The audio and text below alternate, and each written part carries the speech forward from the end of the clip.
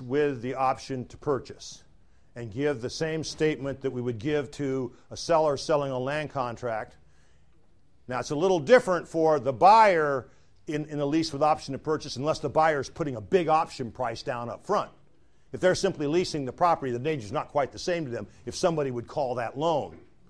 Their leasehold might get cut off, but they wouldn't be losing any equity. Okay, the leases with options to purchase. This has really been an issue for about the last year and a half.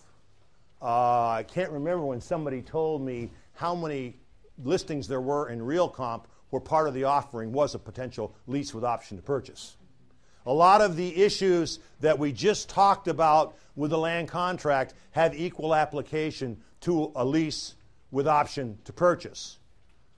Now, a lease, on the other hand, is still enforceable if they don't pay the rent. You give them the 7-day notice to quit, failure to pay rent, or you give them the 30-day notice, you terminate, and you're out. It doesn't get the same dignity as a land contract under the law. And that may well be why some people use a lease with option. It still raises certain issues. One thing you need to be certain of, if you've got a client who needs revenue from that home, and they're willing to lease it to put somebody in there, if they're in a subdivision or if they're in a condominium, you need to check, or have them check to make sure there's no prohibition against rentals. Because those restrictions are enforceable. If they make the decision to rent to somebody and somebody finds out they're renting, they can end up in court, and under most of those documents, they end up paying the condominium associations or the subdivision associations attorney's fees and kicking their tenant out. All right, so I throw that one out there. Also, if you live near a college town, and there are universities all over this state, I only say that because certainly in East Lansing and in Ann Arbor, and I assume elsewhere now that the courts have upheld them, there is a procedure now in place where a neighborhood may declare itself rent-free. And the way it works in East Lansing and Ann Arbor is the neighborhood essentially defines itself. Let's just say we got from a 4-block area, and the majority of the people within that 4-block area sign a petition indicating they want to be designated rent-free. That's presented to the city council. The city council adopts an ordinance, and that area is now rent-free. So if your client's house is in that area, lease with option is not available to them. Land contract is, but lease with option is not. And we understood, we got involved in the case. The East Lansing ordinance was tested. Unfortunately, our Court of Appeals and Michigan Supreme Court determined that it was constitutional. Still don't think it is, but the hell, they have the final say. I sure don't. Yes, go ahead. How do you just check the city record books, or? Okay, she's asking, what do you check? For the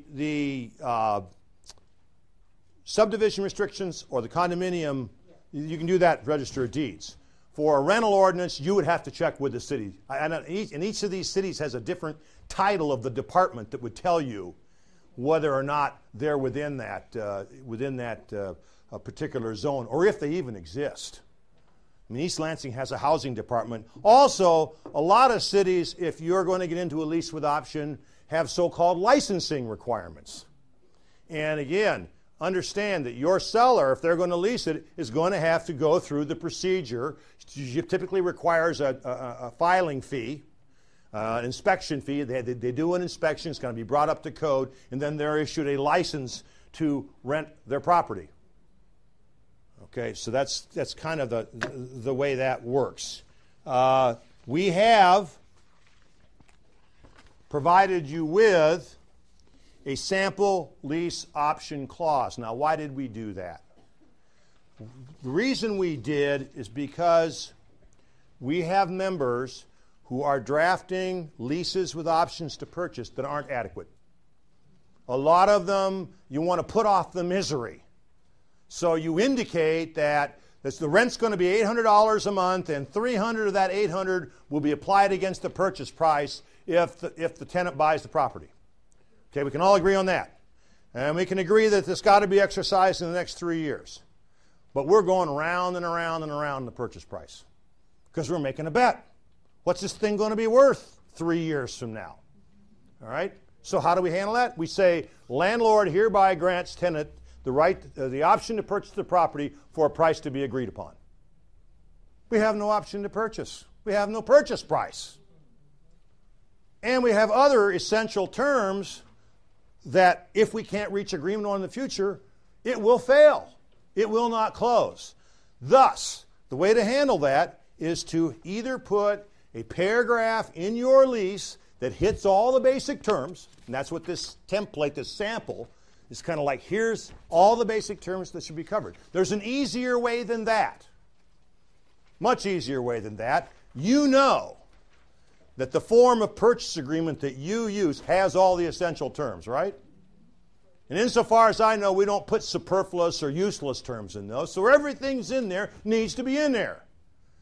So the way to handle this, and I've seen it done, it's been done successfully time after time, is to simply have a paragraph in the lease that says, landlord hereby grants tenants the option to purchase the property on the terms and conditions set forth in the attached purchase agreement. And you take your form of purchase agreement, and the only adjustments you've got to make to it is you've got some trigger dates in there. Certain things have to happen within a certain amount of time. Instead of being triggered by, for example, the execution of the agreement, they're triggered by the date of exercise of the option. All right? And you've got yourself covered. Now, I do want to tell you that when it comes, if you're representing buyers and you're dealing with an option to purchase, you've got to understand that unlike, for example, a real estate purchase agreement, which the courts are really lax about enforcing. I mean, I assume you know if it says this must be closed by July 1st, the buyer just needs a few more days, the seller tries to terminate it. There's a whole line of cases that, oh no, the buyer gets a reasonable period amount of time. If they want to close by July 15th, that's okay. And I can give you a whole memorandum full of those cases. Not with option contracts. Option contracts must be strictly adhered to, or the buyer loses the option. And as an example, I'll give you a case in point. I had a client, I still have them, client in Lansing. They owned a warehouse office building. They had entered into a 10-year lease with a second 10-year term. There was an option to purchase negotiated that could be exercised in the last month of the 10th year of the first term. Everybody follow me? You got a 30-day period. They can either exercise that option or they can send notice of termination of the lease. If they do neither one, it's another 10 years. Now, my client came in to see me because he wasn't happy with the purchase price he had negotiated 10 years before. Okay, you know this is 4 years ago when things were still going up. And he's really unhappy. And he wants to know what he can do. And I said, nothing. It's an enforceable option. I drafted it. Okay? What am I supposed to do? Tell him how to get out of the option I drafted 10 years ago? So it gets to be about 15 days from the end of the last month of the 10th year. And he calls me and says, we haven't heard from him. What's it mean? I said, it means nothing. You'll hear from him. And sure as heck, he calls me on the third to last day saying, Greg, they exercised the option. And he told me what had happened. And I said, he said, what are we going to do? Let's wait till next week. Well, what are you going to do then? I'm going to send them a letter congratulating them on their new 10-year term. Because they're on for 10 more years. What the option provision had indicated was they must exercise the option by delivery of a writing signed by the purchaser exercising the option. And they sent an email. That did not comply. They immediately sued. The suit was immediately dismissed. We negotiated a new purchase price, and my client was happy. But it all turns on these cases that say you must strictly comply with that option to purchase. Okay. Now, I don't know if the same result would occur today because we've gotten so used to emails.